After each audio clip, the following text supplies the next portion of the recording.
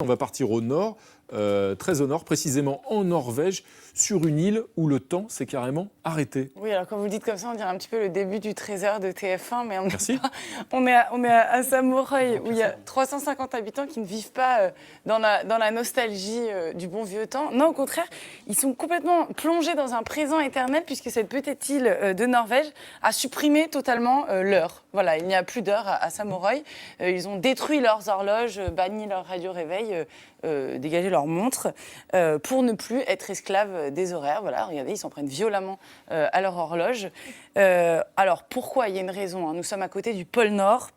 Il fait jour tout l'été. En ce moment, à Samouraï, le soleil ne se couche pas. On en est à 69 jours de soleil non-stop. D'ailleurs, Samouraï, ça veut dire l'île de l'été. Et donc, à 2h du matin, on voit des gens faire leur pelouse, jouer au foot ou aller se baigner. Il peut être 2h du matin comme 14h de l'après-midi. C'est pareil. L'hiver, évidemment, c'est le contraire. Une très longue nuit de 48 jours d'affilée. Et c'est dans ce contexte qu'on comprend que les montres n'aient pas le même sens que chez nous. D'ailleurs, le pont qui permet d'accéder à cette île en Norvège est recouvert de montres cassées. Un petit peu notre pont des arts, sauf que là, ça a plus de sens.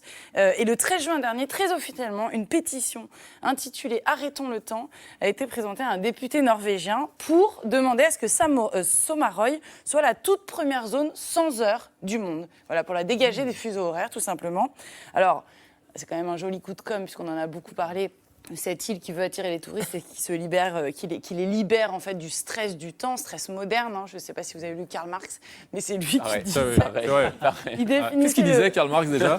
Relisez Karl Marx, qui définissait le capitalisme comme une discipline dont l'impératif majeur est de ne pas perdre son temps.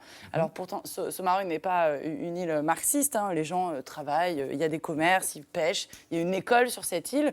Du coup, comment s'organiser pour quand même encore vivre ensemble? Alors j'ai regardé. Avant l'apparition des montres, donc jusqu'au XIVe siècle très précisément, on se donnait en fait rendez-vous. Est-ce que vous avez une idée pour comment se donner Mathieu, vous le savez, je parie. En solaire, oui. Au prochain coucher de soleil, non? Voilà, exactement. 48 heures alors. J'ai vécu, je suis très vieux en fait, c'est pour ça. Vous êtes moyenâgeux. Oui. Rendez-vous au coucher de soleil ou au lever de soleil. Donc on n'était pas à un quart d'heure près, mais ça permettait d'à peu près dans les mêmes temps. Voilà, donc si ça s'applique à notre petite île norvégienne qui se dirige par là, ce sera, on se retrouve dans 48 jours au lever du jour. Voilà, ils sont pas pressés de se rencontrer, mais ça va marcher. 48 jours, c'est facile.